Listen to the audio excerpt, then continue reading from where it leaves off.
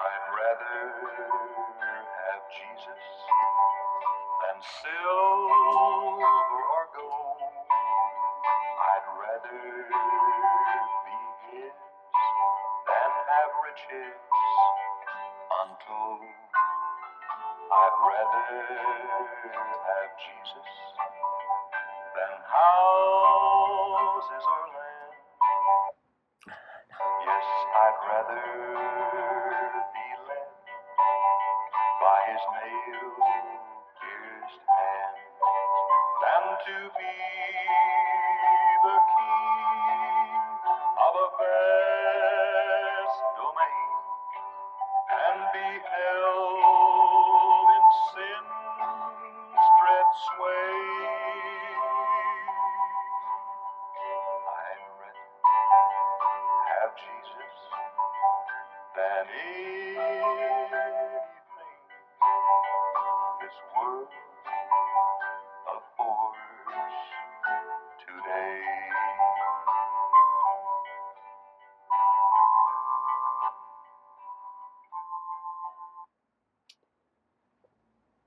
Good day, and welcome to this series of Bible reflections for Lent 2025. Started off with an old song, I'd Rather Have Jesus, sung by Jim Reeves.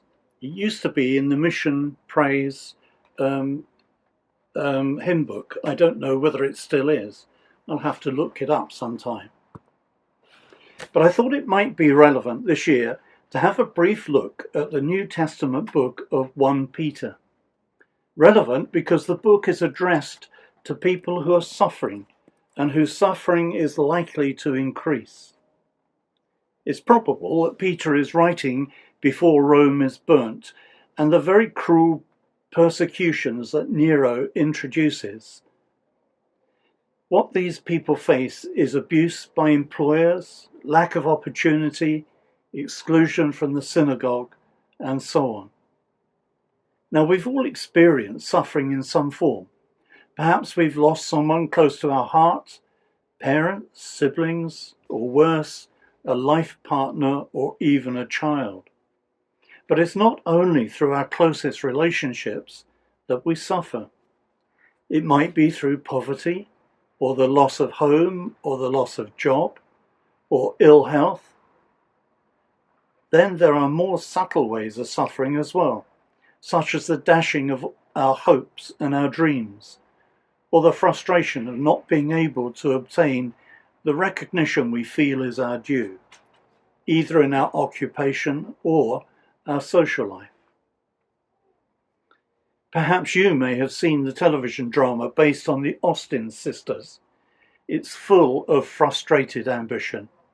Jane, who feels she's failed as an author, and of Cassie, who loses the love of her life and then gives up the opportunity of happiness later in order to care for her parents and sister. And we only see some of her anguish and suffering as she looks back over her life. It's a story full of some of the same sorts of suffering we may feel today, despite the intervening 200-odd years. However, 1 Peter wasn't written to people suffering in these ways, although much of what he says is applicable in a whole variety of circumstances.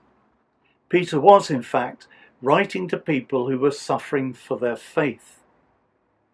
During the 20th and 21st centuries, people in the West have been able to live fairly comfortable lives, whatever we believe, whereas our brothers and sisters behind the iron and bamboo curtains have at times suffered greatly, sometimes imprisoned in dreadful conditions, and at times being killed because of their stand for Jesus. Look again at Pastor Wurmbrandt's story. It's old now, but still relevant. In recent years, we have seen situations in Africa where whole villages have been wiped out simply because the villagers didn't worship the right way. Instead, they were followers of Jesus. We haven't, thank God, had to suffer in these ways, but I suspect that you have all been shunned or cold-shouldered at some time because you've wanted to acknowledge your faith in Jesus. I remember a mission where we were sent to speak to people on the street. We went out in twos, and my partner approached a young woman at the bus stop.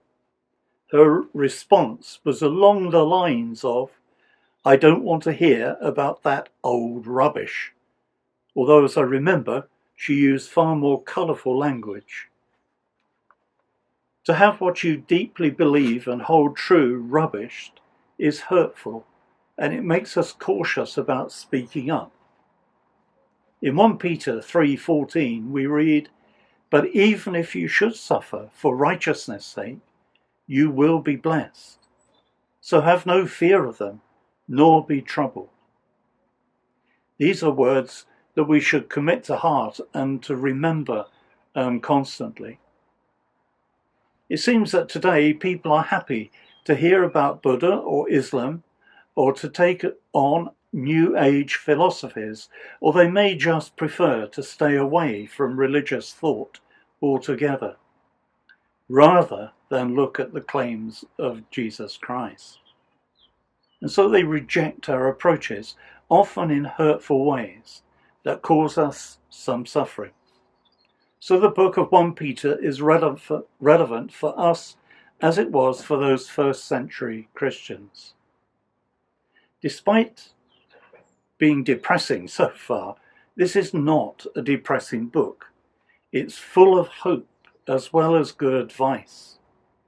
Dave Edwins entitles his study guide "Good Reasons for Hope," and Warren Wiersbe calls his commentary "Be Hopeful," and "How to Make the Best of Times out of Your Worst of Times."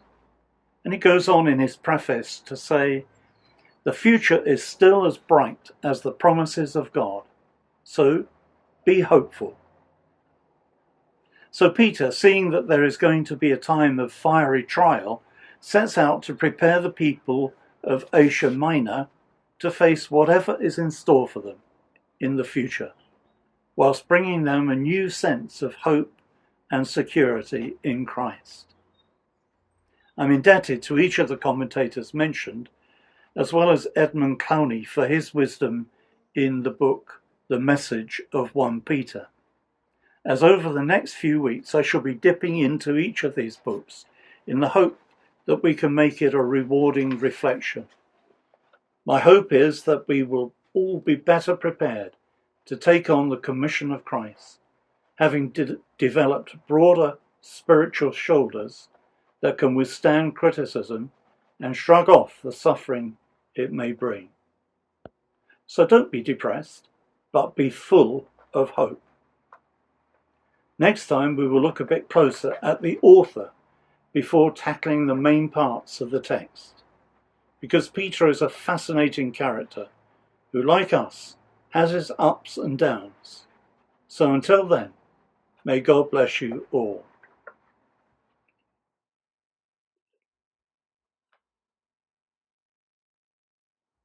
Jesus, than worldwide fame. Yes, I'd rather be true to his holy name than to be